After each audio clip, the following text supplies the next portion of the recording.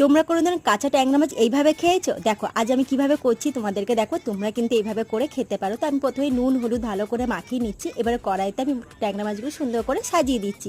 এরপর একটু জিরে গুঁড়ো, হলুদ গুঁড়ো, লঙ্কার গুঁড়ো দিয়ে ভালো করে একটু তেল দিয়ে দিলাম, একটু বেশি করে তেলটা দিতে হবে।